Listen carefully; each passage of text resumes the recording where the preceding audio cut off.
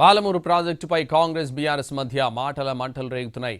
తమ హయాంలో 90% పనులు పూర్తి చేసిన పాలమూరు ప్రాజెక్టుని ప్రభుత్వం నిర్లక్ష్యం చేసిందని బీఆర్ఎస్ అధినేత కేసీఆర్ విమర్శించారు.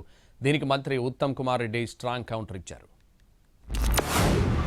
45 టీఎంసీ మనది ఉంది కదా, మనకు ట్రిబ్యునల్ కేటాయించిందే కదా, అప్పనంగా వచ్చేది కాదు కదా. సో ఆ 45 ఈ మైనర్ ఇరిగేషన్ లాసెస్ 45 కలిపి 90.81 టీఎంసీలకు దాన్ని ప్రతిపాదించారు. It has a strong basis. ఏదో గాలిలే అడవులు జమాబందీ ఏర్పడతాడు చేసింది కాదు. స్పష్టమైనటువంటి విధానంతో, ఒక అవుట్లుక్తో భవిష్యత్తు ప్రయోజనాలను దృష్టిలో పెట్టుకొని చేసినటువంటి చర్య. 35,000 కోట్లు మంజూరు చేసినాం. అందులో 27,000 కోట్లు ఖర్చు పెట్టినాం.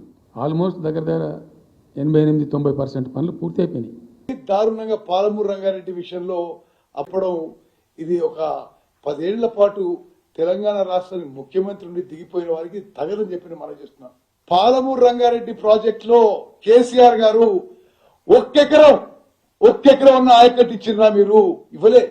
27,000 కోట్లు ఖర్చు పెట్టి ఒక్కెకరం ఆయకట్టు ఇవ్వలే. సీతారామ ప్రాజెక్ట్ కి 8,500 కోట్లు ఖర్చు పెట్టి ఒక్కెకరం ఆయకట్టు ఇవ్వలే. కాళేశ్వరం ప్రాజెక్టు 1,00,000 కోట్లతో కట్టి బ్యారేజీలు కూలిపోయినాయి. మరి ఇది మీది ఇరిగేషన్ లో మీ స్టోరీ అంటే అది.